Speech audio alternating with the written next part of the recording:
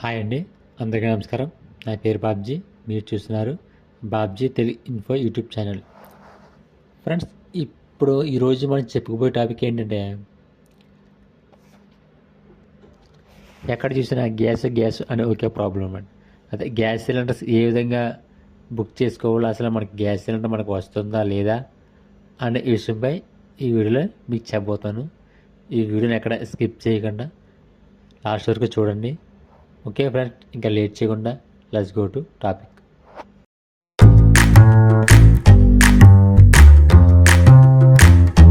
మనకి గ్యాస్ రాదు, ఇంకా మళ్ళీ పాతకాలంలాగే మళ్ళీ కట్టెలు పొయ్య అనే ప్రాబ్లమ్స్ కొన్ని వార్తలు అనిపిస్తున్నాయి. సో అదేంటంటే, ఇప్పుడు అది నిజం కాదు. ఈ వీడియోలో ఈ విషయం కోసం మీతో చర్చించబోతున్నాను. ఆ విషయం అంటే, ఇరాన్ ఇజ్రాయెల్ యుద్ధం నేపథ్యంలో దేశంలో వంట గ్యాస్ కొరతపై కేంద్రం మరో కీలక ప్రకటన విడుదల చేసింది. అదేంటంటే,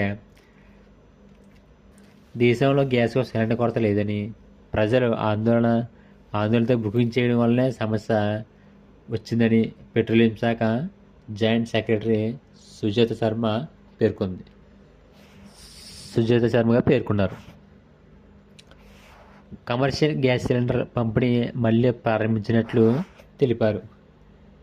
పశ్చిమాసియాలో పెరుగుతున్న ఉద్రిక్తల నేపథ్యంలో భారతదేశంలో ఎల్పిజి సరఫరాపై నిలిచిపోయిందని ప్రజల్లో ఆందోళన పెరిగిపోయింది.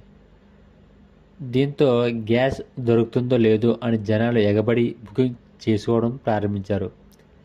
ఈ నేపథ్యంలో దేశంలో కొరత తాజాగా మరోసారి కేంద్ర ప్రభుత్వం కీలక ప్రకటన చేసింది.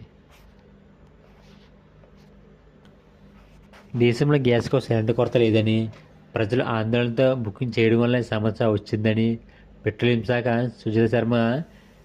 Petroleum joint secretary Sujatha Sharma పేర్కొంది.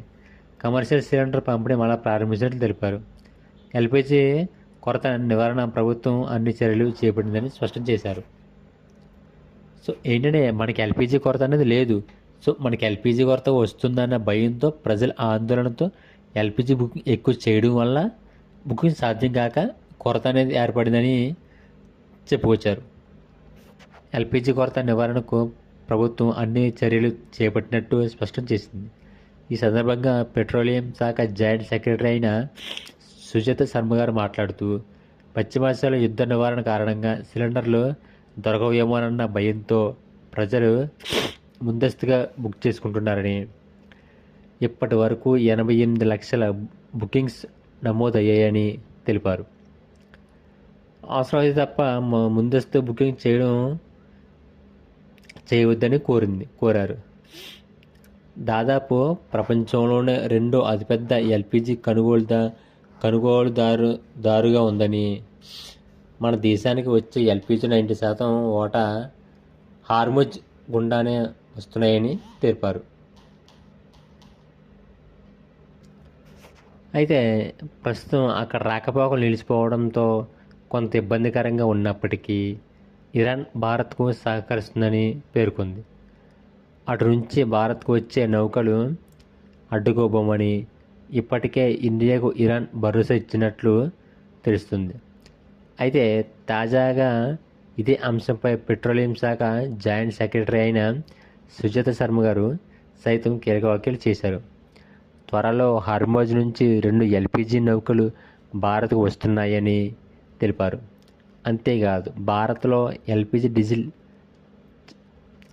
చమురు నిల్వలు తగినంత ఉన్నాయని, వాటి విషయంలో ఎటువంటి కొరత లేదని సుజాత శర్మ గారు పేర్కొన్నారు. ఓకే ఫ్రెండ్స్, ఇది ఇవాళ వీడియో. ఈ వీడియో మీకు నచ్చితే లైక్ చేయండి, షేర్ చేయండి, సబ్స్క్రైబ్ చేయండి. Okay friends, thank you for